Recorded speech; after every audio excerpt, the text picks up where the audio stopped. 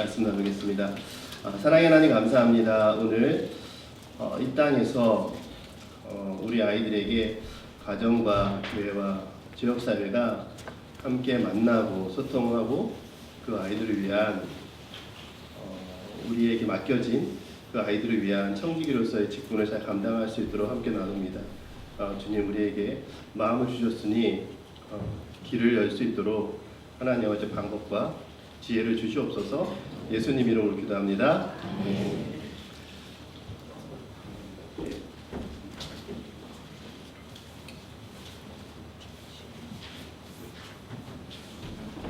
그리고 이 PT가 안 보이실 거예요. 앞에 불을 제 얼굴은 안 보여도 되니까 여기 좀 꺼주시면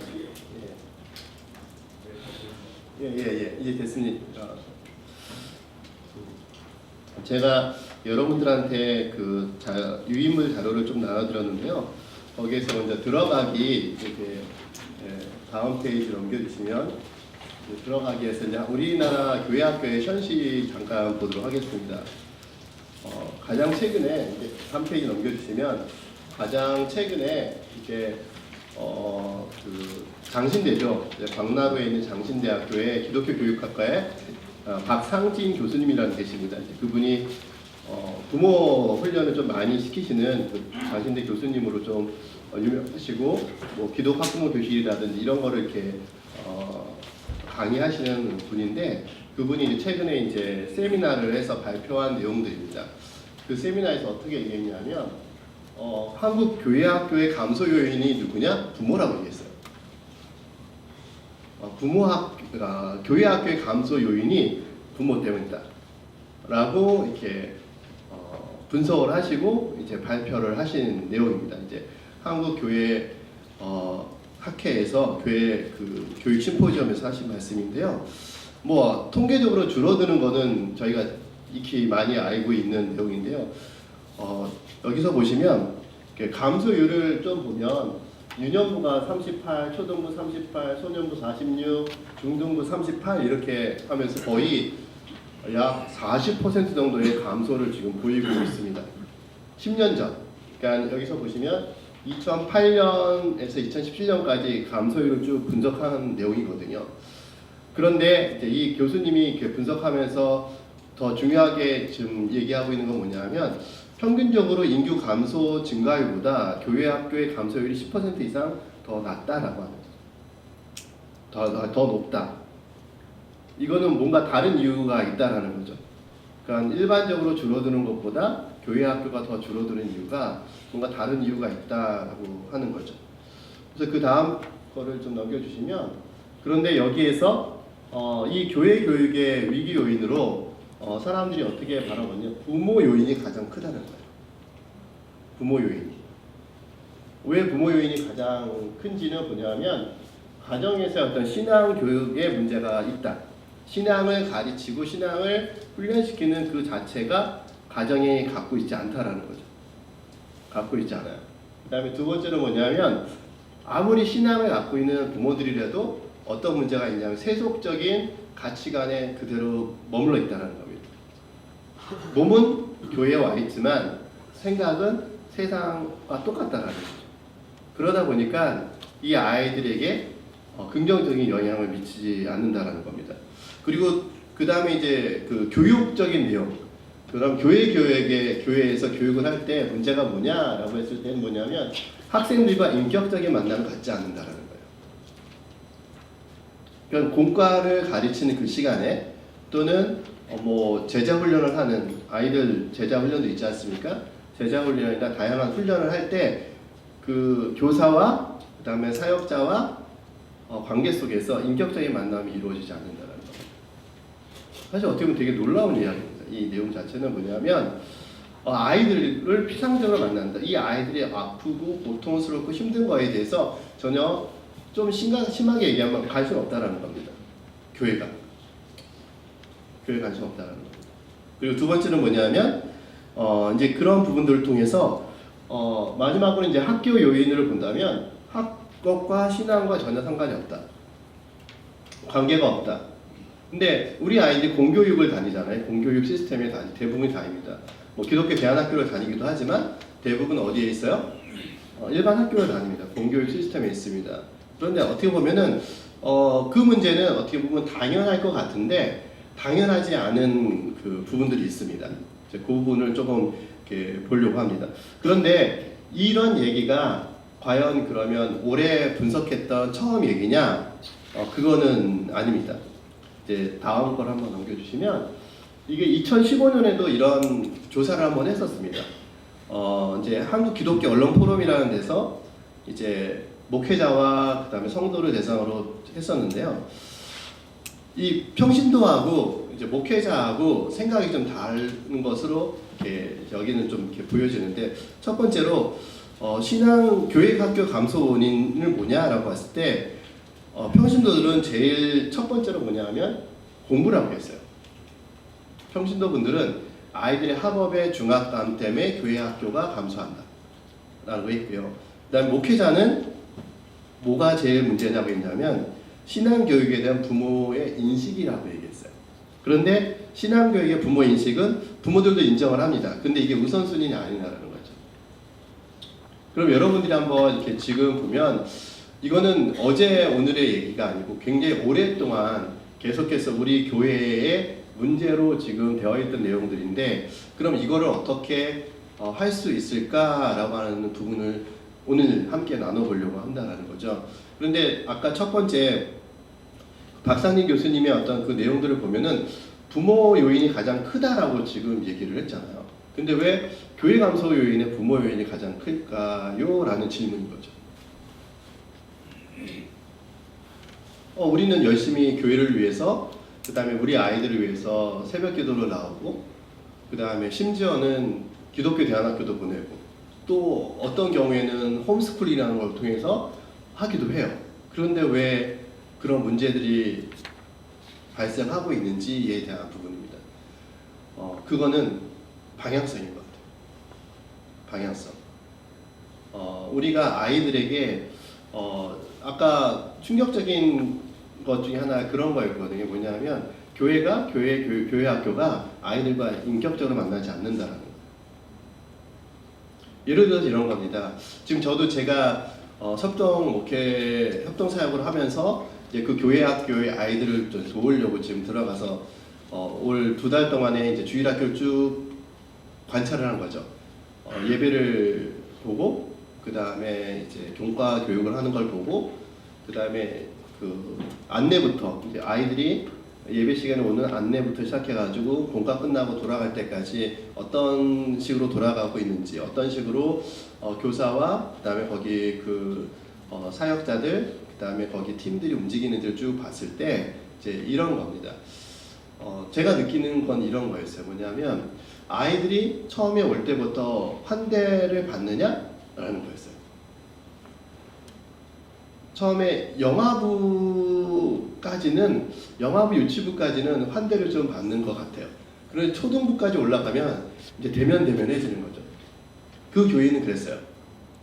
그 교회는. 그리고 문제는 뭐냐면 예배에 집중을 해야 되잖아요. 교회 학교의 핵심은 공과 교육이 아닙니다.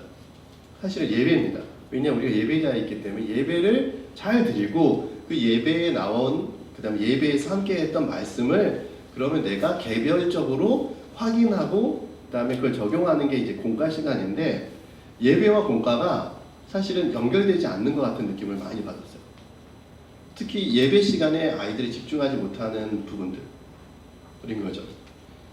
근데 집중하지 못한다는 것은 결국에는 뭐 여러 가지 이유가 있겠지만 아이들이 예배가 중요하고 그 다음에 예배가 필요하고 그 다음에 예배를 해야 되는 이유에 대해서 그 절박하고 필요성을 느끼지 못하니까 예배가 학교의 수업인 거예요. 학교의 수업이다 보니까 수업은 재미없잖아요. 재미없으니까 제가 본 아이들은 대부분이 상당히 그 초등 저학년까지는 집중하다가 초등 고학년 올라가면서 제가 초등 6학년을 보니까 이런 꼰대들이 없습니다. 초등 6학년 꼰대들. 얘네들은 거의 뒤집어져 있어요. 예배 시간에 거의 잘하나. 관심 없어요. 근데 제가 다른 교회들도 좀 물어보니까 다른 교회들 다 똑같아요. 초등 6학년 정도 되면 이제 그 밑에 아이들은 보이지 않는 거죠. 자기 이제 청소년 이제 나이가 좀 있는 그 어른이라고 생각해가지고 아이들이 그렇게 바라본다는 겁니다. 그런데 이 아이들이 중학교 올라가면 또 깨갱하고 있는 거죠. 중학교 1학년이니까 이제 그렇게 하는데 그런데 그것에 그 6학년 아이들을 제어를 못한대요. 사역자들이나 교사들이 제어를 하지 못한다고 얘기를 하시더라고요. 그러다 보니까 이 아이들은 관중인 거예요. 예배의 관중. 그러면 예배의 관중석으로 앉아 있는데 공과가 이루어질 수 있냐라는 겁니다. 그게 안 된다라는 거죠.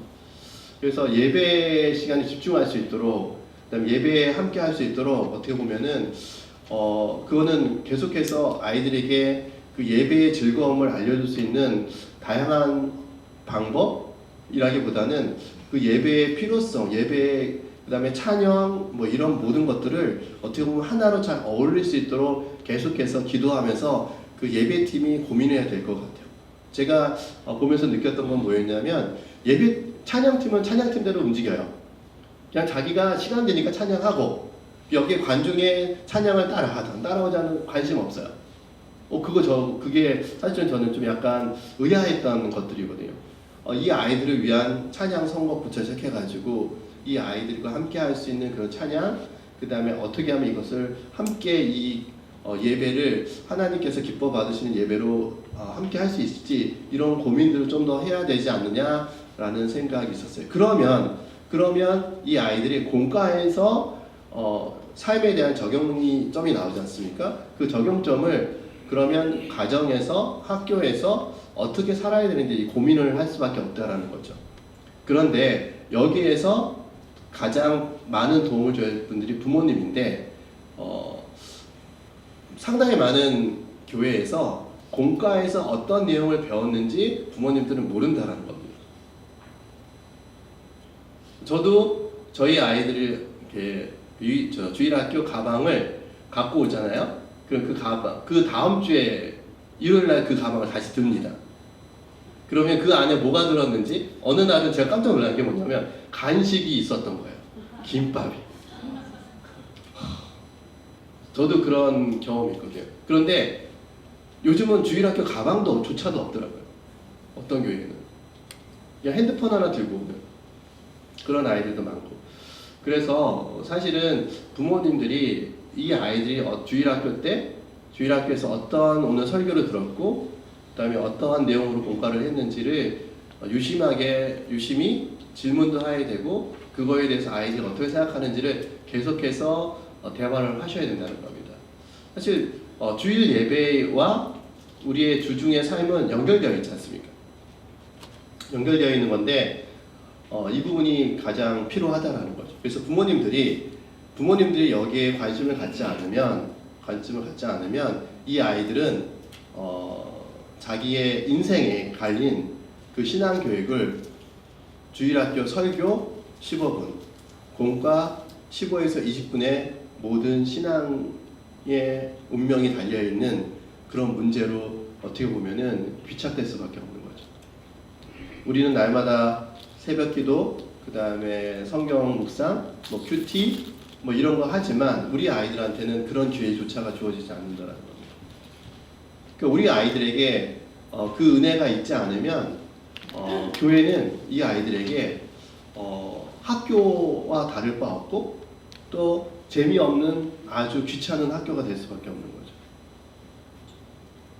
그래서 여러분들이 이제 부모로서 또 주일학교의 교사로서 또한은 이 지역사회에 함께 살아가는 지역사회 공동체의 일원으로서 우리 아이들이 어떤 필요를 느끼는지를 조금 이해를 하셔야 되는 겁니다.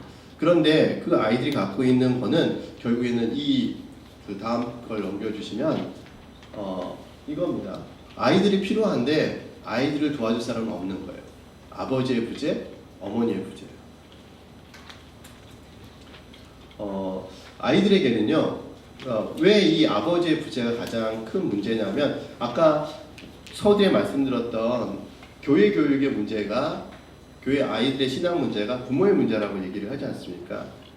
이 부분은 뭐냐면 그런데 과연 신앙 교육에서만 그럴 거냐는 겁니다. 과연 신앙 교육에서만 부모의 부재가 그다음에 부모의 관심의 결여가 나타날 거냐라는 어떤 그런 거예요. 여러분들 한번 생각을 해보시면 아빠의 역할은 뭡니까? 아빠의 역할. 경제적 지원 또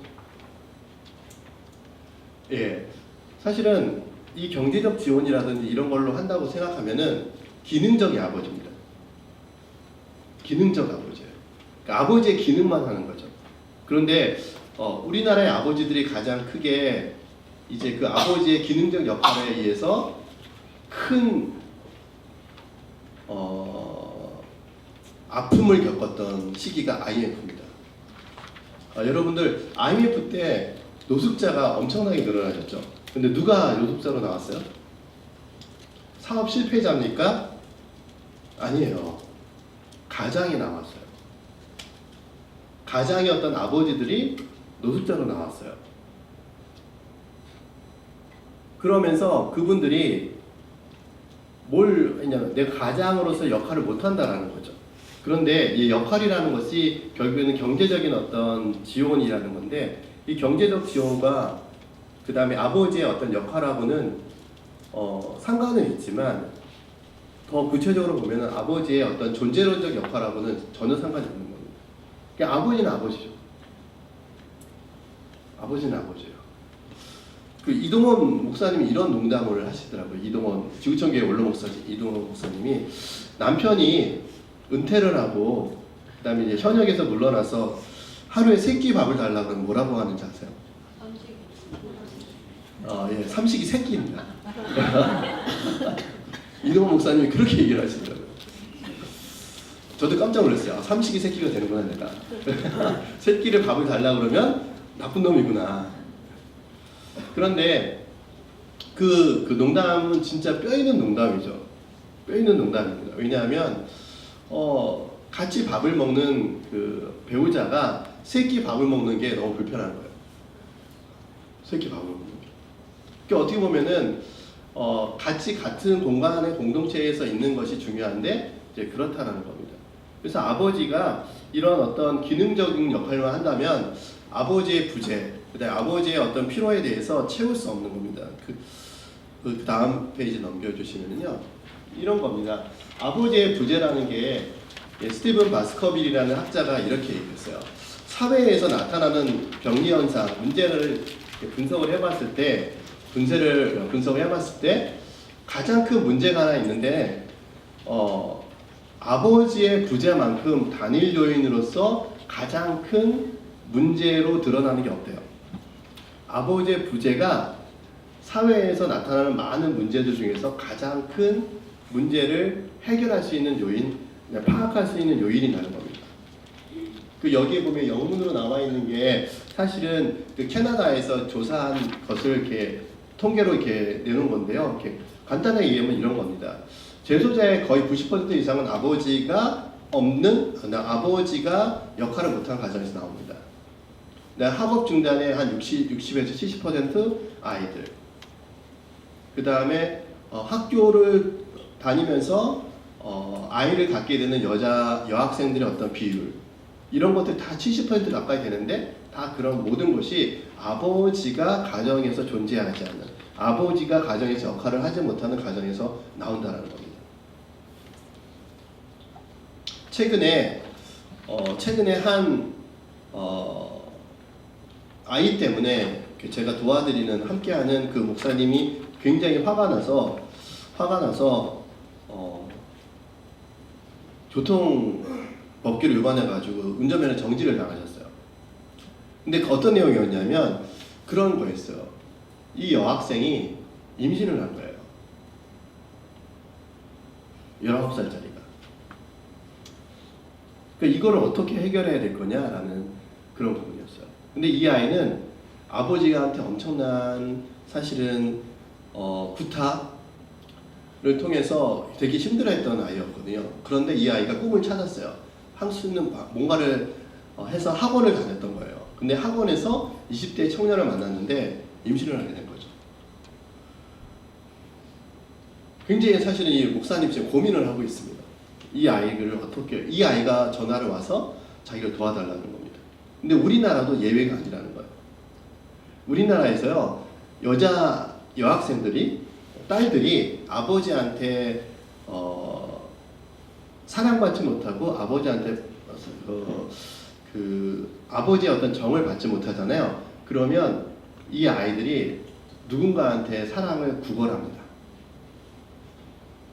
누군가한테. 근데 그게 좋은 결과로 절대로 나타나지 않는다라는 거죠. 그것이 바로 이런 문제들입니다. 이 통계를 잠깐, 한국의 상황들 잠깐 보시면 이렇게 그 다음 거를 바로 넘겨주세요. 여러분들이 첫 보면 아이들이 그 아버지의 부재 또는 어머니의 부재, 보호자의 부재에 대한 얘기를 할 때 첫 번째 나의 고민에 대한 영역이 있는데요. 월 1회에서 3회까지, 그러니까 일주일에 한 번 정도 얘기를 안 하는 아이들이 65%입니다. 여러분들은 여러분 가정에서 여러분의 자녀들이 지금 현재 무슨 고민을 하고 있는지 다 아시나요?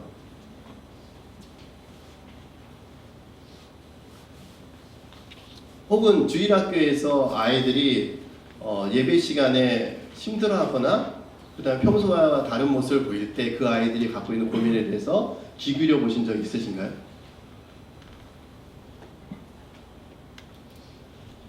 아까 얘기했던 인격적인 만남이 없다라는 얘기, 그 얘기입니다.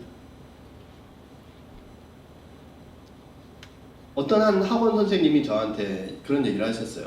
크리스찬이신데 자기가 이제 학원을 새로 옮겨가지고 그 학원에서 이제 수업을 하려고 하는데 노골적으로 자른 여자아이가 있더라. 자기 너무 기분이 나쁘셨대요.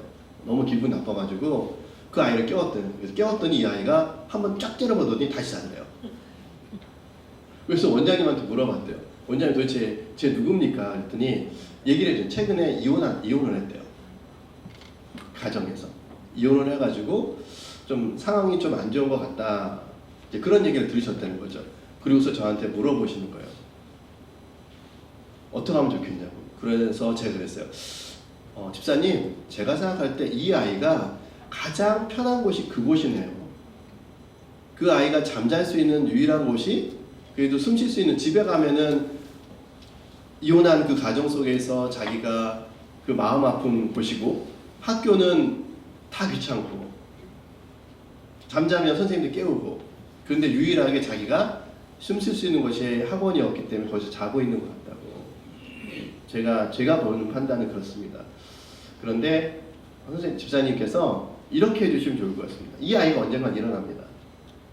언젠간 일어날 때 그때 괜찮아? 라고 받아주십시오.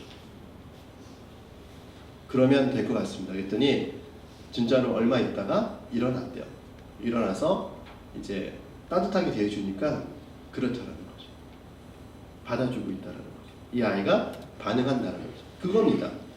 우리 아이들은요, 자기 힘들 때, 여러분들 괴로울 때는 아무도 만나고 싶지 않잖아요.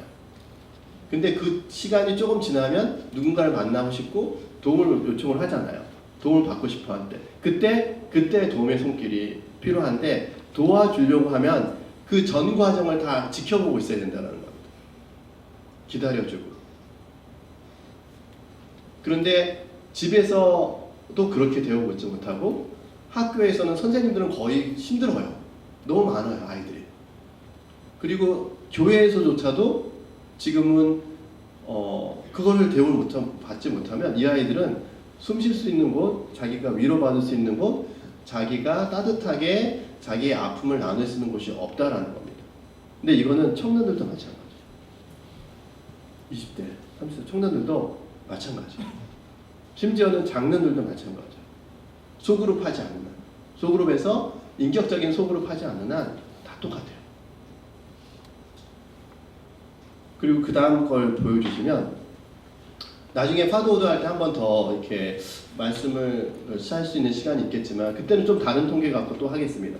여기서 보면 여러분들 자살률이 많다라고 계속 알고 있잖아요. 근데 얼마나 높은지를 한번 여러분들이 이해할 수 있는 건데 10만 명당 7.8명이 죽습니다. 10만 명당 7.8명이 자살을 해요.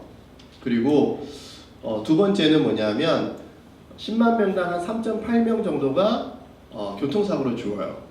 그 다음에 10만 명당 3.1명 정도가 병으로 죽습니다. 청소년들이.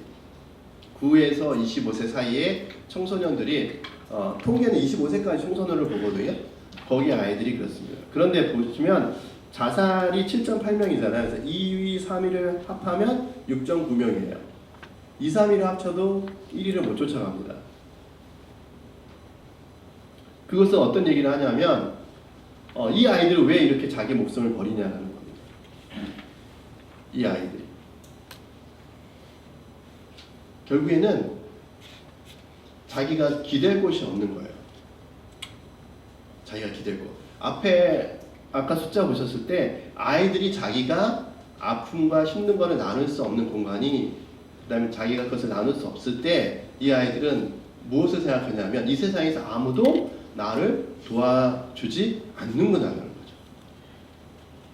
도와주지 않는구나.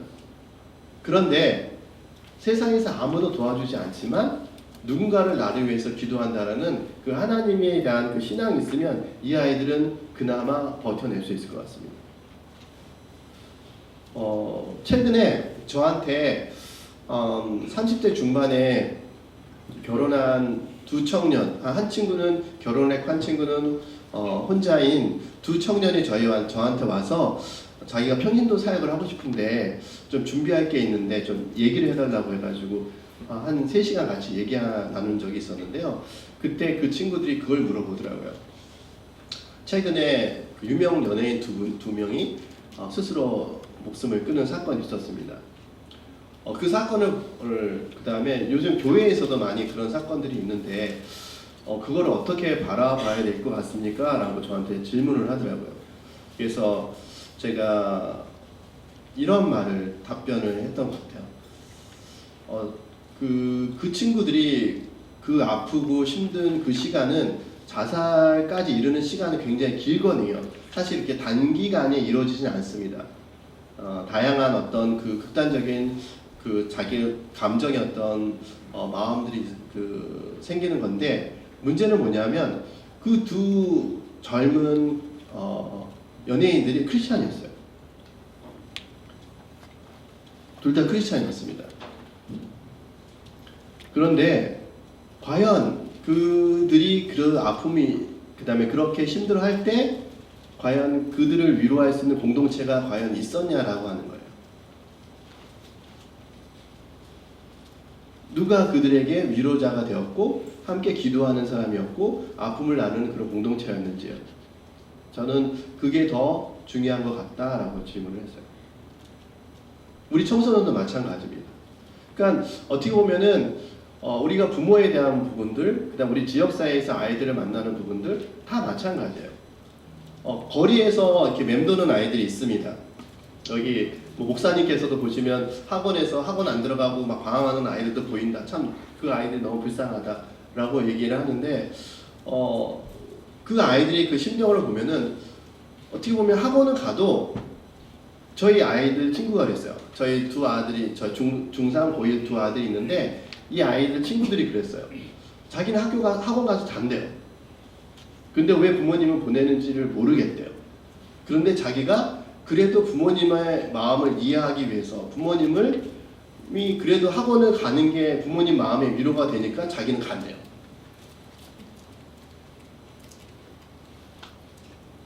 어떻게 보면 이 아이는 되게 착한 아이들이잖아요. 그래도 학원이라도 가려고 하고, 근데 학원 가서 사실은 자기는 도움받지 않는다는 거죠. 이게 참 아픈 현실인. 근데 자기는 공부가 그렇게 중요하다고 생각하지 않는 어떤 그런 상황이기 때문에 이제 그럴 수도 있는데, 그러니까 뭔가 부모님의 입장에 내몰린다는 거죠. 아까 처음에 신앙교육하고 두 번째가 뭐라 그랬냐면 세속적인 가치관 때문에 그렇다고 했잖아요. 세속적인 가치관. 그러니까 부모님들이 학원에서 사교육에서 이 아이들의 성적을 올려주길 바라잖아요. 그런데 학원을 간 것만 가게끔 도와주는 거에 대한 관심은 있는데요. 학원에서 어떤 공부를 하고 있는지, 어떤 게 불편한지, 어떤 게 힘든지에 대한 부분에 대해서는 우리가 잘 대화하지 않는다는 거. 교회도 마찬가지예요. 그러니까 뭐냐면 이거를 그 대전에 계신 한 목사님이 이렇게 얘기했어요. 위탁. 모든 걸 위탁하고 있는 거 아니냐. 영적인 교육은 교회 주일학교의 위탁. 아이들의 미래를 책임지는 학업은 학원의 위탁. 그러니까 학교는 그럼 뭐냐는 거. 학교는 공교육이기 때문에 어쩔 수 없이 가야 되는 거. 그러니까 이런 시스템 속에서 보면은 그 시스템에 내몰려 있는 우리 아이들은 하나도 도움받을 것이 아닌 거예요. 부모가 이렇게 하라고 하니까 이 아이들은 따라다니는 겁니다. 그러니까 이것이 어떻게 보면은 지금 교회에서 주일학교에서 온 우리 아이들의 모습이고, 그 다음에 또 하나는 학원에서 그 다음에 힘들어하는 우리 아이들의 모습이고, 학업에서 힘들어하는 우리의 아이의 모습이에요. 근데 최근에 이런 것 때문에 주일학교 전도사님들하고 얘기하면서 되게 좀 고민을 많이 하고 있는데, 가장 큰 고민 중에 하나는 지역교회가 아니라고 하는 그런 고민이었어요.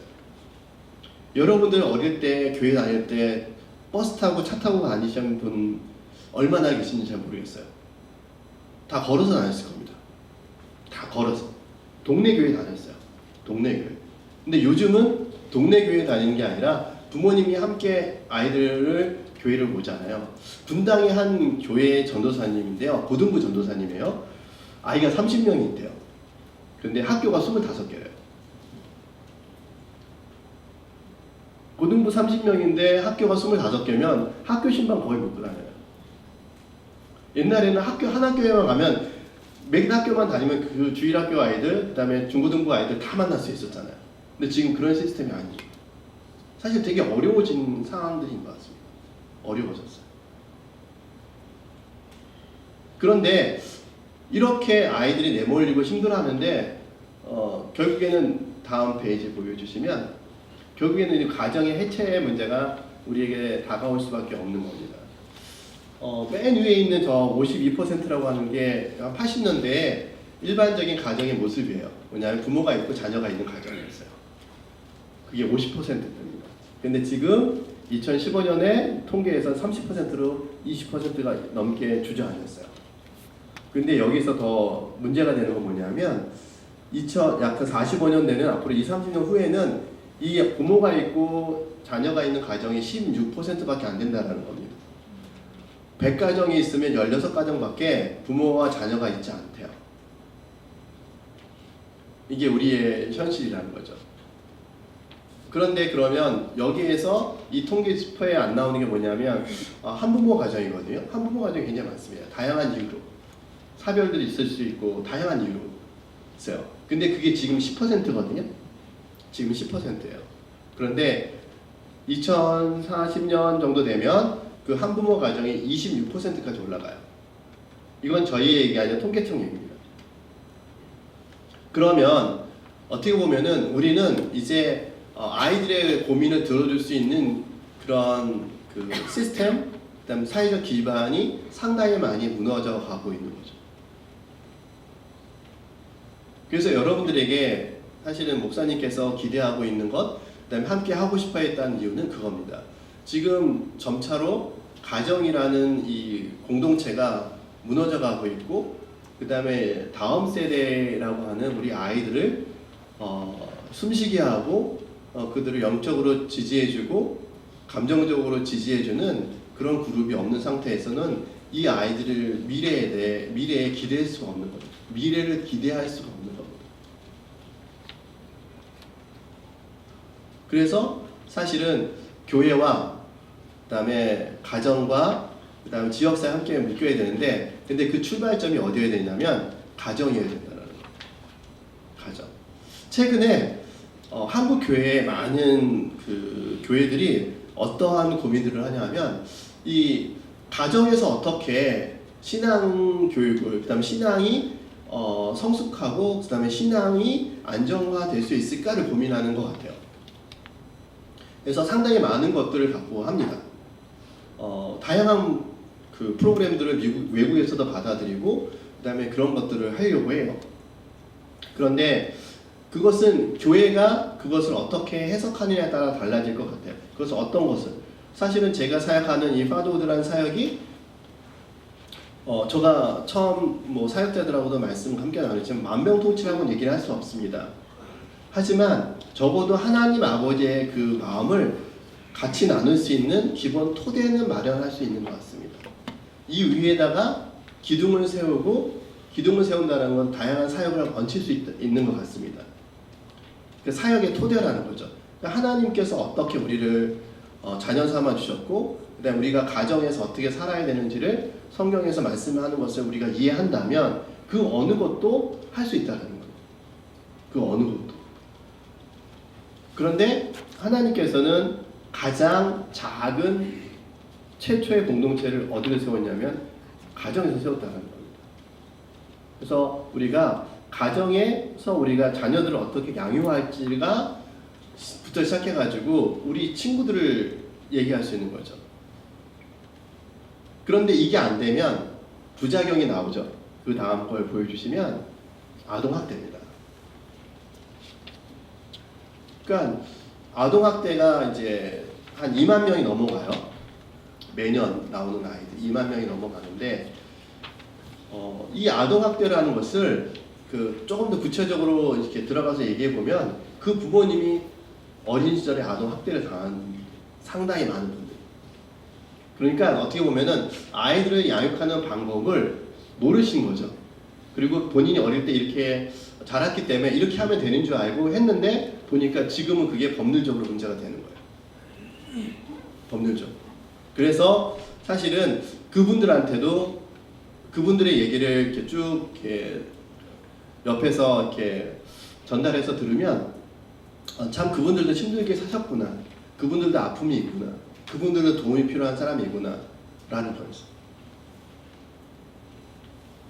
그래서 그들을 손가락질하고 그들을 지탄할 게 아니라 그들을 어떻게 해줘요? 품을 수 있어야 된다는 겁니다. 아, 그러셨군요. 제가 지역아동센터의 한 센터장님하고 그런 얘기를 하는 걸 들었어요.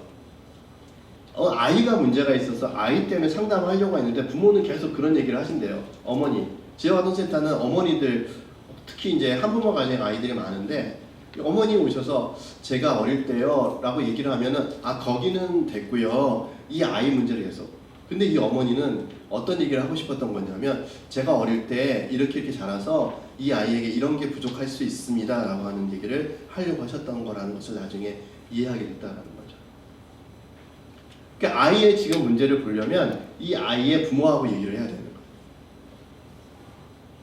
우리 주일학교 아이들이 있잖아요. 주일학교 아이들의 지금 어떤 그 예배 시간에 그 다음에 공간 시간에 나타나는 그 모습들은 사실은 그 모습은 그래도 정제되어 있는 모습일 수 있어요. 그거보다 더 사실은 더 다양한 상황들을 가정에서는 겪고 있을 겁니다. 그래서 만약에 여러분들이 주일학교에서 우리 아이들이 좀 도움이 필요하겠다 그러면 부모님들하고 얘기를 해봐야죠. 어떻게 도울 수 있을지, 무슨 도움이 필요한지에 대한 얘기가 필요한 겁니다. 그런데요, 이런 게 있습니다. 누군가가 마음을 열어주잖아요. 그러면 부모님이 그렇게 안 해줘도 이 아이들이 변할 수 있어요. 변할 수 있어요. 어떤 한 집사님이 이런 얘기를 하더라고요.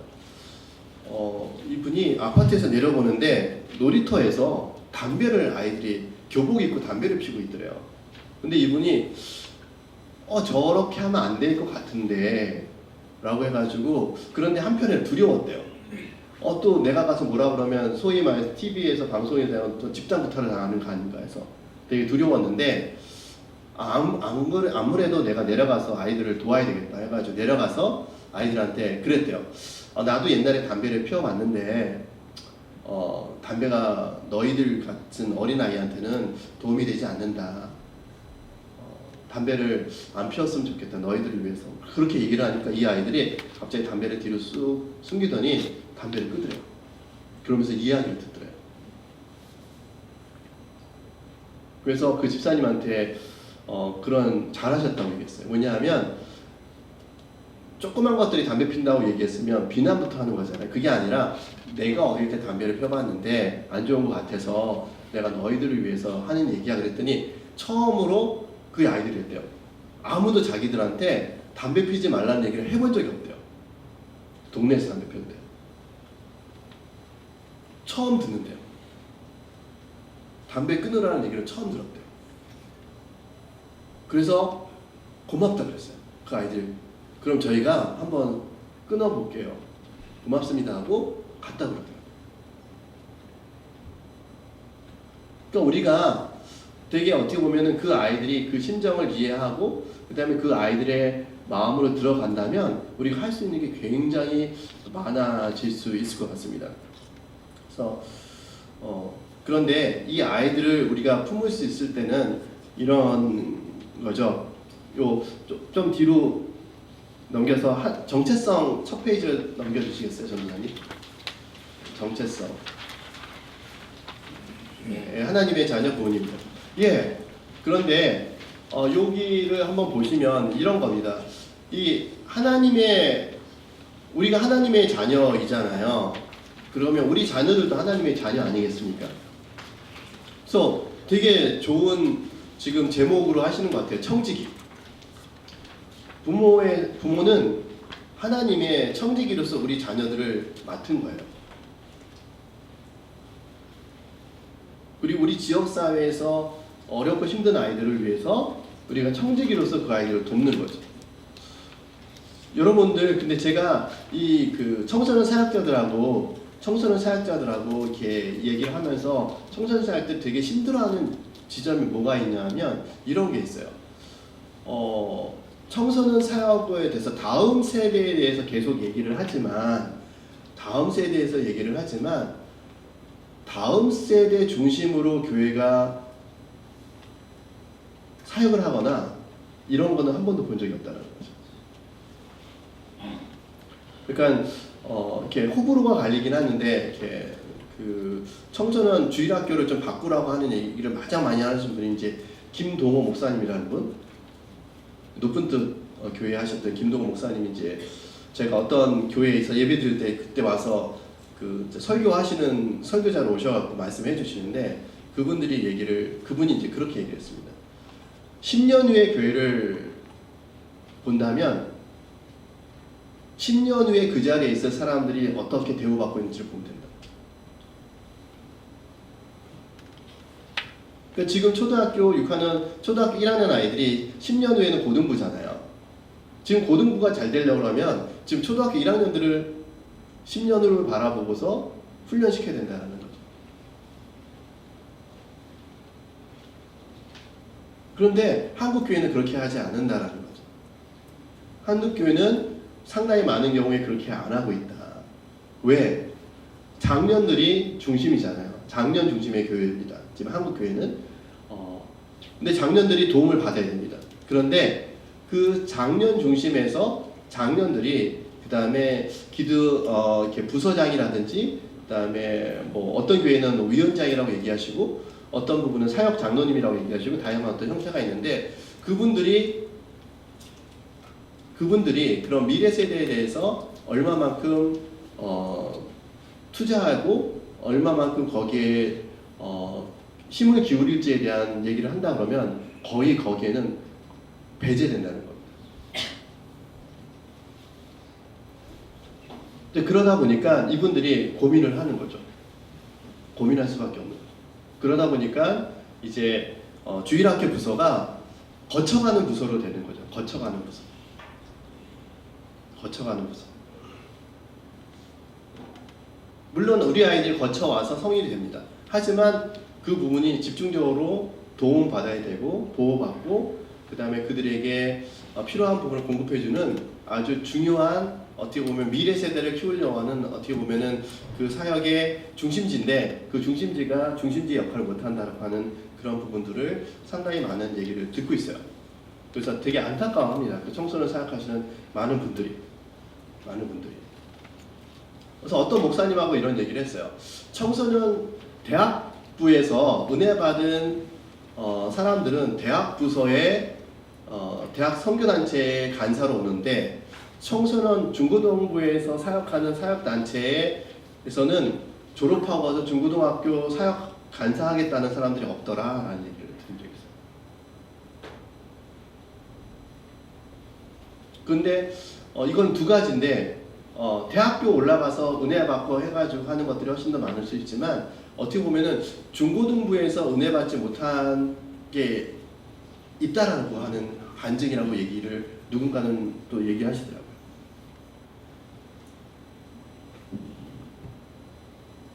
우리 아이들이요, 어릴 때 본인들이 은혜 받은 곳에서 여러분들 사역을 많이 하잖아요. 그렇죠?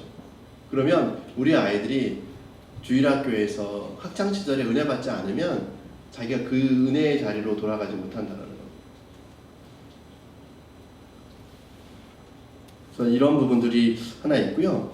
그런데 거기 여러분들 보시면 그 정체성에 대한 부분이 나왔을 때 세상은 문화가 우리의 정체성을 말한다라고 하는 22페이지 좀 넘겨주시겠습니까? 22페이지 파워포인트 22페이지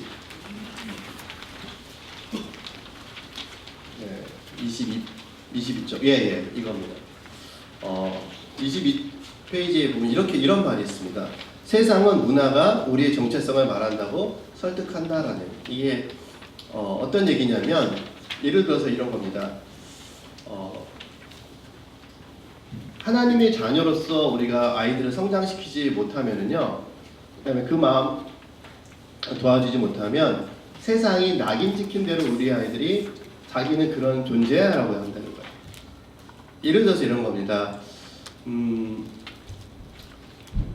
지금 소위 말해서 학교 밖에서 굉장히 골칫덩어리인 한 아이가 있어요. 근데 그 아이를 보고 우리가 비속어나 나쁜 말로 이 아이들을 흔히 말해서 어떻게 보면 노는 아이, 심하게 양아치 이렇게 얘기를 하잖아요. 그러면 이 아이가 그렇게 표현을 하는 거죠. 세상 사람들이 나를 양아치로 얘기하니까 나는 양아치야. 안다는 거예요. 세상은 그렇게 자기를 규정한다는 겁니다. 그러니까 세상 사람들이 그렇게 바라보는 대로 자기를 규정하는 것이 문화가 정체성을 얘기한다는 내용이거든요. 나는 그런 문화에서 살아. 나는 삼류 문화에서 살아. 그렇기 때문에 내가 삼류야 라고 한다는 거예요. 그거 아니잖아요. 그거 아닙니다. 제가 지방대학교에서 강의를 할 때 굉장히 제가 슬펐던 게 뭐냐면 대학교 4학년이 됐는데 아무도 이력서를 내지 않았어요. 제가 물어봤거든요. 4학년이니까 취업을 해야 되잖아요. 이력서 어떻게 준비하냐 했더니 아무도 얘기를 안 하는 거예요. 그래서 너무 이상해서 물어봤어요. 왜? 그랬더니 한 아이가 그랬어요. 교수님, 서울에 있는 학교 아이들이 가고요. 수도권에 있는 아이들이 가고요. 저희들이 갈 데가 있을까요? 그러면서 아이들이 그렇기 때문에 우리는 갈 데가 없기 때문에 아예 이력서 준비 안 한다는 거였어요. 너무 충격이었습니다. 그래서 이 아이들한테 한 달 정도 시간을 주고서 이력서랑 자기소개서를 좀 준비하고 와라 얘기하고 그 다음에 했더니 한 3분의 2 정도가 써갖고 왔어요. 그래서 발표하고 싶은 친구 있니? 그랬더니 몇 명이 발표를 했어요. 그러면서 제가 부탁을 했어요. 부탁하기를 너희들이 현실적으로 격차가 있는 거는 있을 수 있다. 하지만 그렇다고 해서 너희들이 하고 싶은 거를 못하는 건 아니다. 누구는 여기서 A에서 B를 직선거리로 갈 수 있지만 만약에 우리가 직선거리를 못 한다면 중간에 다리 몇 개만 놓으면 갈 수 있다. 돌다리 몇 개만 놓으면 그 지역을 갈 수 있다. 다리를 놓고서 개울을 건너갈 수도 있지만 돌다리를 짚고서 개울을 건너갈 수도 있잖아요. 그래서 우리 다리를 건너가지 못하면 돌다리를 짚고 건너가면 된다. 대신에 우리가 그래서 그렇게 가면 된다. 우리 그렇게 가자. 할 수 있다. 라고 용기를 주니까요, 아이들이 웃더라고요. 제가 그때 가서 왔던 게 뭐냐면, 학교가 지방대라고 자기 인생이 세칭, 삼류 인생이라고 규정하고 있는 그 아이들의 모습이 너무 저는 슬펐어요. 그거 아니잖아요. 부모님들이, 저는 또 뭐였냐면은, 부모님들이 등록금 다 마련해서 대학 보내주고 용돈 주고 그렇게 학교 왔는데 그 아이들이 이렇게 패배감을 갖고 있었다는 게 너무 슬펐어요. 그럼 그 부모님들은 뭐냐는 겁니다. 그래서 그거 아니다라고 얘기했어요. 그러니까 여기에서 지역사회에 있는 아이들, 제가 뭐 이렇게 말씀드리니까 축구했던, 그 다음에 되게 학교에서 방황하는 아이들이 와가지고 은혜 받아서 뭐 여러 가지 얘기했다라고 하는 부분들에 대해서 사실 저는 굉장히 큰 감동이 있었어요. 왜? 그 아이들이 사랑을 받으니까 변하는 거죠. 사랑을 받으니까 변해요. 요즘 제가 그 이제 축구하러 다니는 그 부모님한테 학대받는 아이들 거에서 여자아이들 갑자기 많이 들어와가지고 좀 약간 혼란이라기보다는 좀 이렇게 좀 정리가 좀 할 필요가 있는데 15명 제가 하고 있어요. 초등학교부터 중학교까지 15명인데 그 중에서 중3짜리 아이가 있어요. 근데 이 아이는, 여자아이는 엄청나게 아빠한테 매를 맞아서 왔어요. 엄청나게.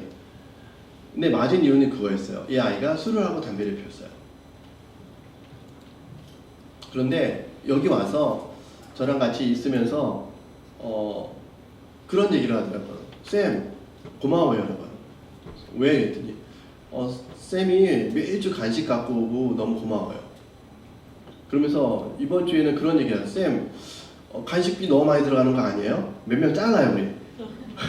그래서 잘 못하는 애들 옐로우 카드 줘가지고 레드 카드도 잘라서 간식비 좀 줄이면 안 될까요? 그래? 그럴까? 야, 그래도 고맙다. 야. 내 생각해줘서. 이 아이들이요, 해주면 자기 표현합니다. 그러니까 이 아이들을 위해서 우리가 무엇을 줄 수 있고, 그 다음에 그들의 마음을 품을 수 있는지가 가장 중요한 것 같아요.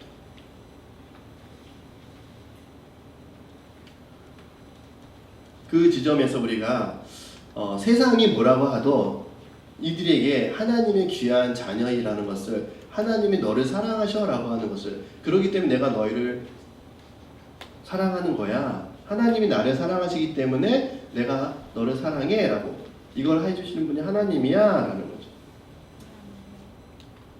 제가 이 아이들하고 교회를 다니지도 않고 그런 아이들하고 이제 기도한다고 지난번에 이제 부흥회 때 같이 말씀을 드린 적이 있는데요.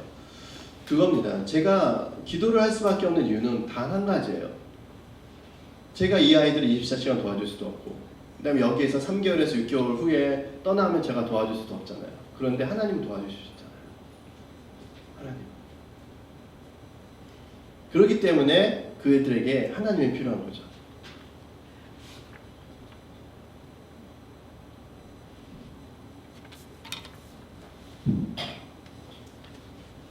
그 다음 페이지 넘겨주시겠어요? 그러니까 우리에게는 사회적 체면이 아니라, 우리가 사실 그런 아이들 만나려면 쭈삣쭈삣 할 수밖에 없습니다. 쭈삣쭈삣. 근데 그들을 만나, 그 아파트 꼭대기에서 담배 피우는 아이를 만나야 될까 고민했던 그 집사님처럼, 그런데 만나려고 하면 나가야 되는 거죠. 여러분들 중에서 그런 마음이 있다 그러면 나가기를 소망합니다. 주일학교에 아이들이 없다, 그 다음에 주일학교를 어렵다, 충분히 이해할 수 있습니다. 그런데요, 그 아이들이, 우리는 앉아서 기다리길 바라는 거죠. 앉아서 주일학교 오기를 기다립니다. 그런데 제가 매일 도전받는 게 이단이에요. 이단들은 적극적으로 나가서 만나려고 해요. 제가 그 수요일마다 이제 오전에 이제 수요 예배를 드리는 곳이 있는데, 거기에서 같이 내려오면은 항상 여호와의 증인이 2명이 나와가지고 있어요. 근데 그들이요, 일본어, 중국어, 영어를 전도하고 있어요. 깜짝 놀랐어요. 그러면서 지나다니면서 저랑 같이 예배드리고 이제 나오는 전도사님 맨날 우리 반성하고 있어요. 우리 열심히 없어.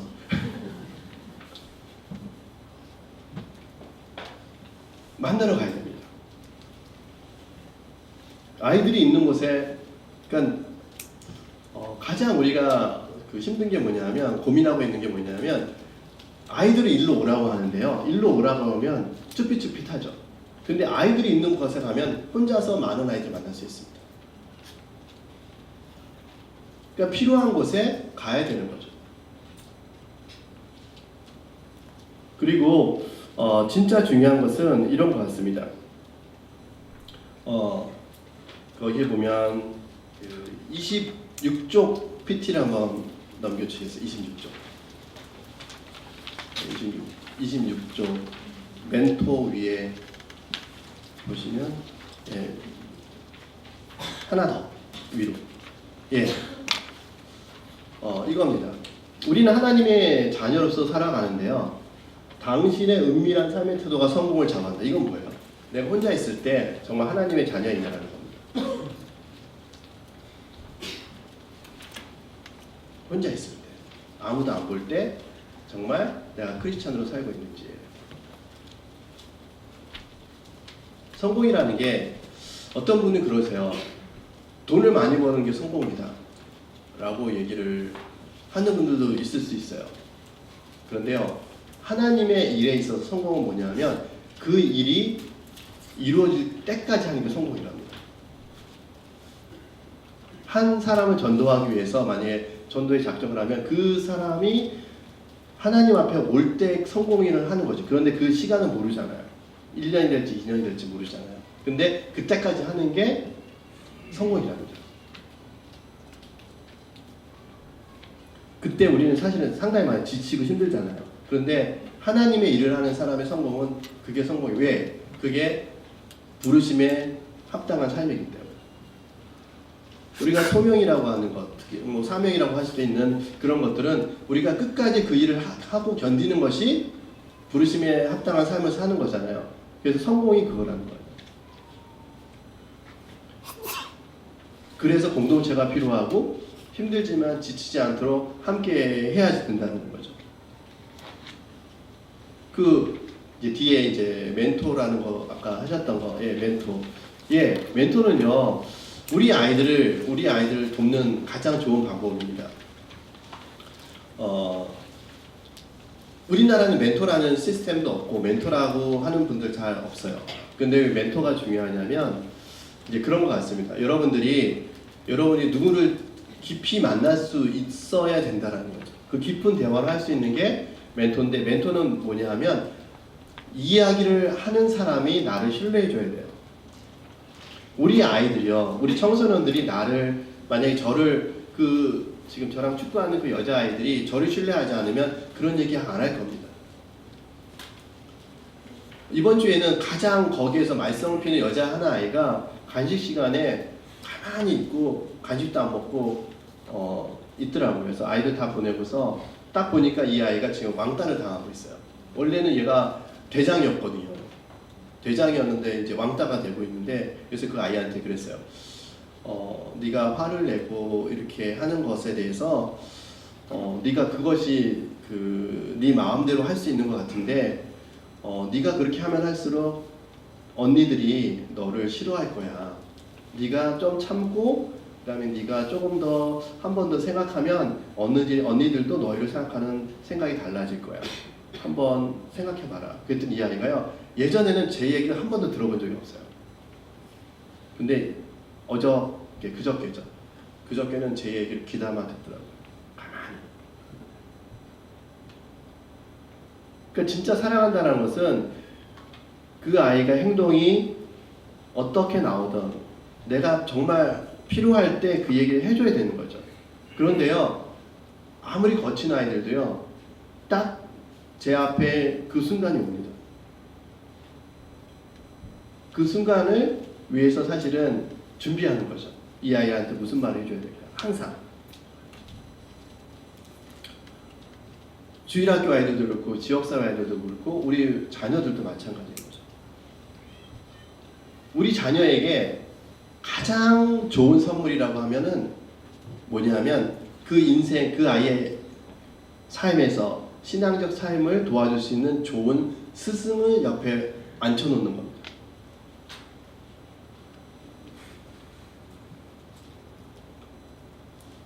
그 아이의 평생 신앙을 도와줄 한 명의 선생님을 옆에 앉혀놓을 수 있으면 우리 아이들한테 성공하는 것 같아요. 저도 우리 아이를 위해서 우리 두 아이들에게 좋은 멘토가 누구일까를 계속해서 고민하고 기도하고 그런 사람이 나타났으면 좋겠다라고 계속 하고 있어요. 왜? 저한테 얘기 안 해도 그 멘토한테는 얘기할 거거든요. 이런 이유는 이런 겁니다. 다음 그림 한번 보여주시겠어요? 이게 아프리카의 속담이에요. 아프리카 속담. 빨리 가려면 혼자 가고 멀리 가려면 함께 가요. 여러분들 생각해 보세요. 그런데 우리는 모든 교회도 그렇고요. 그 다음에 직장 생활도 그렇고 혼자 열심히 달려요. 혼자 열심히 달려요. 그러다 지쳐 쓰러져가지고 난 더 이상 못 가. 그런 경우가 너무 많은 것 같아요. 그런데 함께 가면 힘들더라도 서로 위로받을 수 있잖아요. 그래서 여러분들이 지금 가정과 그 다음에 교회와 지역사회의 어떤 청소년들 미래 세대를 함께 도우려고 하신다 그러면 소그룹으로 그 다음에 지역별로 함께 모여서 기도부터 먼저 하시고 그 다음에 누구를 도와줘야 될지 그런데 누구를 도와주는 게 중요한 게 아니라 우리 자녀들부터 먼저 도와주시면 좋겠어요. 우리 자녀를 도우면 이렇게 얘기를 하시는 거죠. 아들아, 딸아, 이렇게 좀 관계가 좋아지면 네 친구들 중에서 아빠가 좀 도와주고 싶은데 엄마가 좀 도와주고 싶은데 도움이 필요한 아이들이 있니? 그러면 아이들은 다 알아요. 어떤 집은 어떤 상황이고 어떤 집 어떤 상황인지 아이들은 다 압니다. 왜? 자기네들끼리는 별 얘기 다 합니다. 왜 아냐면요. 제가 그 보람의 아동센터라고 하는 그다음에 부모님한테 학대받는 아이들 모인다고 했잖아요. 근데 그 아이들끼리 모여서 무슨 얘기를 하는지 아세요? 야, 나는 매 맞아서 왔어. 나는 방치야. 나는 정서적 학대. 아이들끼리 그 얘기하고 있어요. 왜 왔는지 아이들끼리 다 얘기해요. 너무 웃기잖아요. 그러니까 사실은 다 얘기한다고 친구들한테. 그러면 우리가 우리 자녀를 잘 도우면은요, 우리 자녀들 친구들 중에 도움 필요한 아이들 도울 수 있다는 거예요. 그러면서 옆에 사람들을 이어갈 수 있다는 거예요.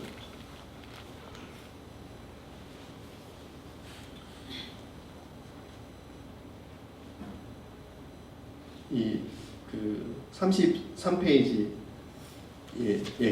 철길 있죠. 다양한 선택을 할 수 있습니다. 다양한 선택을 할 때 우리 아이들에게 가장 좋은 선택을 할 수 있도록 계속해서 누군가가 도움을 줄 수 있으면 아이들은요 돌아가는 길이 아니라 빨리 가는 길을 갈 수 있습니다. 빨리 가는 길. 그래서 여러분들이 그런 지지자가 되셨으면 좋겠고 여러분의 자녀의 지지자가 됐으면 좋겠고 여러분 주일학교 교회에 나오는 아이들의 지지자가 되어졌으면 좋겠고 여러분의 자녀의 친구 또는 동네의 아이들을 위한 지지자가 되시면은 좋겠습니다. 그런데 그러기 위해서는 우리가 그 다음 걸 넘겨주세요. 이제 하나님의 권위, 그 다음 거 하나님의 권위는 유익을 준다고 지난번에 한번 말씀드렸죠. 그 다음 거를 넘겨주세요. 예, 말씀입니다. 결국에는 우리 아이들에게 말씀을 가르쳐야 돼요. 그리고 말씀을 알려줘야 돼요. 예배가 하나님께 드리는 거룩한 산 제사이고 하나님의 말씀을 깊게 함께 나눌 수 있는 자리잖아요. 사실 그래서 예배에 집중할 수 있고 예배에 함께 할 수 있는 그 모습이 됐으면 좋겠어요. 그리고 예배가 축제가 되면 우리 아이들이 더 많은 아이들이 올 수 있고 그다음에 정말 우리 아이들이 교회가 야 여기 가면 기뻐 라고 한다면 아이들이 친구를 데리고 올 수밖에 없습니다. 아이들이요, 초등학교 때까지는요, 저희 아이들도 보면 주일학교에서 여름성경학교 한다 그러면 자기 친구들 꼭 데리고 가려고 친구들 계속 생각을 해요. 근데 중학교 때 정도 가면은 같이 갈 일을 하는 게 아니라 안 가려고 발버둥을 쳐요. 왜? 가면 재미없는 것 같거든요. 그런데 이러면 좋을 것 같아요. 그런 어떤 캠프와 이런 것들이 정말 아이들에게 즐거움이 있고, 그런데 그 즐거움이라는 게요, 재밌게 노는 게 아니더라고요. 저희 큰아이가 2박 3일 겨울 캠프를 갔는데 2박 3일 동안 목사님하고 끊임없이 질문한 거예요. 끊임없이 목사님이 삶에 대해서 질문하고 이 아이가 그 삶에 대해서 대답을 하고 2박 3일 동안 지루한 그런 대화가 이루어졌는데 이 아이가 가장 즐거웠대요. 뭐냐 하면 자기도 괴로운 거죠. 여러분, 우리 아이들이 괴롭지 않겠습니까? 제가 소그룹으로 가는 한 교회에서 초등학교 6학년짜리가 그랬다고 제가 한번 말씀 드린 것 같은데, 초등학교 6학년짜리가 자기 엄마한테, 엄마 이렇게 힘든데 왜 살아? 왜? 학교 갔다가 학원 갔다가 계속 힘든 거예요. 내가 버틸 힘이 없는 거예요. 이 아이가 그래서 엄마한테, 엄마 이렇게 힘든데 왜 살아? 우리 아이들 힘들어요. 우리만 힘든 게 아니라 우리 아이들 힘듭니다. 우리 아이들에게 그런데 삶에 대한 소망을 얘기해 줘야 되잖아요. 그것은 즐거움, 어떤 놀이 이게 아니라 진지한 대화라는 거죠. 인격적으로, 어른과 아이가 아니라 인격적으로 대화하고, 그 고민은 이런 것 같아. 나도 이런 고민이 있었는데 너는 어떻게 생각하니? 라고 하면서 훈계가 아니라 나도 이런 고민이 있어. 공감해주면서 이제 그런 대화를 하는 거죠. 그러면 이 아이들이 자기 고민들을 얘기한다는 거예요.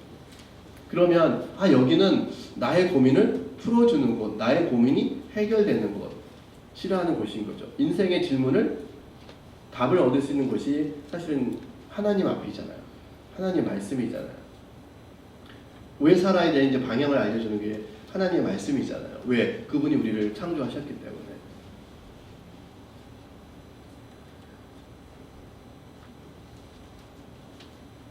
이 38페이지의 그림, 이 말씀이 우리의 등대이고 우리의 길이잖아요. 한 그릇 가게에 이런 게 있더라고요. 이런 표어가 있습니다. 그릇이 진정으로 빛날 때는 음식이 담겨져 있을 때라고요. 그릇 자체가 예쁜 게 아니라 그릇이 가장 빛날 때는 그릇에 음식이 담겨 있을 때예요. 우리는 하나님께 빚은 톡이 질그릇이잖아요. 여기에 뭐가 있어야 가장 빛날 거냐는 거죠. 복음이죠. 하나님이 만드신 질그릇에 무엇을 담아야지 빛난 그릇이 되겠냐는 거죠. 그것은 가장 좋은 복음이 담겨져 있을 때 바로 아름다운 질그릇이라는 거죠. 그러니까 사실은 우리 아이들에게 뭘 가르치고 뭘 하는 것보다 가장 중요한 그 부분, 그 말씀을 우리 아이한테 전달해 준다면 우리 아이들은 그 다음에 그것에 반응하기 때문에 이 아이들이요, 자기가 어떻게 살아야 되는지를 고민할 겁니다.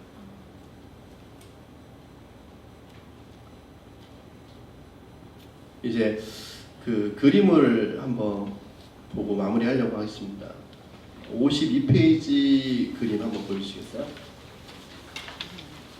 예, 이제 가족 캠프를 하면서 거기는 없습니다. 제가 일부러 사진을 뺐습니다. 예, 혹시 몰라가지고, 왜냐하면 다른 교회 분들이어가지고 이 분들이 이제 가족 캠프 하면서 그런 얘기를 하는 거죠. 자기 가족들이 어떠한 삶이었고 무엇을 생각하는지 이런 얘기를 하면서 우리가 앞으로 어떻게 인생을 살아야 되는지 그런 고민을 하게 됐다는 거죠. 꼬맹이들하고. 다음 그림. 이거는 이제 제가 지금 하고 있는 그 협력하는 교회에서 작년에 했던 것들인데요. 이 아이들이 지금 중학교 된 아이들도 있고 그런데 이 어머니들이 그런 고민을 얘기했어요. 우리 딸하고 얘기했으면 좋겠다. 초등학교 5학년 6학년 때 사춘기를 겪고 있는 이 딸들이 엄마한테 얘기를 안 한다는 거예요. 그러면서 같이 운동하면서 아이들을 돕는 부모의 역할로서 할 수 있도록 도와드리니까요. 이 아이들 엄마한테 질문하는, 엄마 이렇게 했으면 좋겠어. 엄마 이렇게 해줘요. 왜냐하면 자기 생각이 있는 거죠.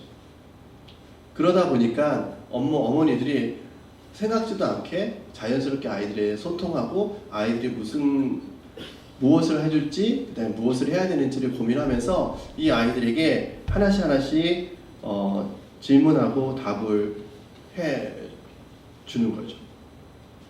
아이들이 질문한 거를 답을 해주는 게 훨씬 더 어떻게 보면은 아이들을 위해서 유익합니다. 그런데 부모가 이렇게 해라고 지시를 내리면은요, 이 아이들은 그 지시에 반응할지 안 할지를 고민한다는 거죠. 그런데 아이들에게 이렇게 해주세요라고 얘기를 하면 그것을 했을 때 엄마는 나를 돕는 사람이구나라고 인식할 때는 다양한 얘기를 한다는 거죠. 물론 해주지 않아야 되는 것들도 있습니다. 아이들은 되게 놀고 싶어하고 유혹이 잘 넘어가고 하기 때문에 그 틀은 있어야 돼요. 여기는 아니야 라고 얘기를 선을 딱 그어줄 때 이 아이들은 거기는 넘어가면 안 되는 거구나 라고 하면서 그 안에서 놉니다. 울타리가 있어야 되죠. 우리 아이들이 놀 울타리가 필요한 겁니다. 그런데 이 울타리가 없으면은요, 이 아이들이 어디가 자기네들이 잘못하고 있는 것이고 어디까지 자기네들이 있어야지 안전한 건지 모르는 거죠. 여러분들 청소년 사역의 핵심은 뭐냐면 밤 11시 이후에 아이들이 밖에 안 나가 있는 게 핵심이래요. 그래서 청소년 사역 하시는 지난번에 여기 한번 오셔가지고 목사님 같지 않은 목사님 오셔갖고 인사 한번 하셨다고 같이 웃으면서 얘기했는데 그분이 목사님 청소년 사역 간단하고요. 우리나라 비행 청소년 없애는 거 간단합니다. 밤 10시 이후에 술 안 팔면 됩니다. 간단합니다. 근데 그거 못 하잖아요. 어른들이 돈 벌려고 그거 안 하잖아요. 그 얘기 하시더라고요. 그래서 이분은 아이들이 10시는 조금 그렇다고 11시 이후에는 밖에 있으면 그 아이들은 위험하다는 거예요. 왜 위험하냐 하면 이 아이들이 다양한 위험에 노출될 수밖에 없다는 거죠. 그래서 우리 아이들이 초등학교 때까지는 부모 울타리에서 있습니다. 왜냐하면 그래도 자기네들이 보호받아야 된다고 생각하는데요. 조기에서 중학교로만 넘어가면 이제 세상을 알게 되고 새로운 친구들을 만나면서 아이들이 확장돼요. 새로운 세계에 들어갑니다. 그래서 저는 지역사회에 있는 초등학생들에게 사랑을 주는 그런 교회, 그다음에 함께 질그릇에 가장 아름다운 복음이 심겨지는 그런 아이들을 만나면 좋겠고요. 그리고 중학교, 고등학교 아이들은 그렇게 힘들고 외로운 아이들이 자기 마음을 터놓을 수 있는, 그러면서 인생을 새롭게 생각하는, 그다음에 자기 삶을 방향을 알아가는 그런 교회, 그다음에 그런 지역사회 공동체가 됐으면 하는 소망이 있습니다. 그래서 더 많은 얘기를 할 수 있지만은요, 여러분들한테 핵심적인 거 몇 가지 같이 나누었던 것 같아요. 가장 중요한 것, 그 교회 학교가 왜 이렇게 힘들어졌는지, 결국에는 많은 목회자들이 고민하고 했던 게 결국에는 부모라는 거죠. 부모가 신앙 교육을, 부모가 세속적인 것에 너무나 많이 노출되어 있다 보니 교회는 다 와도 생각 가치관은 세속적이라는 거죠. 세속적인 건 뭐예요? 세속적인 건 다른 거 아닙니다. 나 중심성입니다. 내가 잘 되면은 그 방향을 얘기하는 겁니다. 다른 거 아닙니다. 근데 하나님께서는 그것을 죄라고 얘기했어요. 우리는 나 중심적으로 하는 것을 문제 없다라고 얘기를 합니다. 학교 밖 아이들이요, 내가 이렇게 노는데 왜 세상은 나를 죄인 취급하냐라고 생각을 합니다. 왜? 내가 좋아서 하는 건데. 근데 그 일들이 일탈행위라는 거죠. 범법행위라는 거죠. 그래서 우리의 모습이 하나님 중심성, 그 다음에 하나님 나라의 공동체로 간다면 나가 아니라 남을 배려하는 그런 마음, 남을 배려하는 그런 주일학교, 남을 배려하는 주일학교라면 우리가 우리 아이들을 위해서 우리 아이들의 아픔을 이해하려고 노력하실 겁니다. 그렇게 된다면 분명히 이 아이들이 여기는 안전한 곳이고, 그다음에 여기는 행복한 곳이고, 그다음에 나를 이렇게 누가 이렇게 도와주시는지 그 아이들이 알 수 있는, 그래서 하나님을 점차로 알아가는 거죠. 존 스토트 목사님이 이렇게 그 책을 읽어보니까 이렇게 얘기하더라고요. 디모데 후서에서 그 디모데의 그 외할머니하고 어머니가 이제 믿음의 조상으로서 디모데에게 믿음을 이어주는 그런 고리의 역할을 했다. 그런데 중요한 거는 믿음은 물려줄 수 없다. 믿음의 자리로 인도해 줄 수 있는 것뿐이다. 라는 거예요. 우리가 우리 자녀들에게 신앙을 물려줄 수 없어요. 그렇기 때문에 신앙을 함께 할 수 있는 길로 안내를 하는 거죠.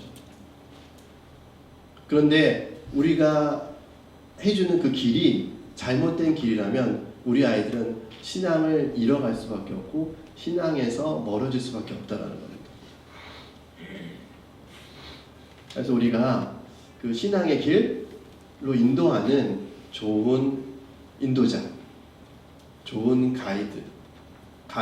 가이드가 좋으면 여행이 즐거워요. 그래서 여러분들이 진짜 좋은 신앙의 인도자가 되시기를 축복드리고, 이 땅에, 그 다음에 이 지역사회에 그런 좋은 인도자가 되는 교회가 됐으면 좋겠습니다. 기도하겠습니다.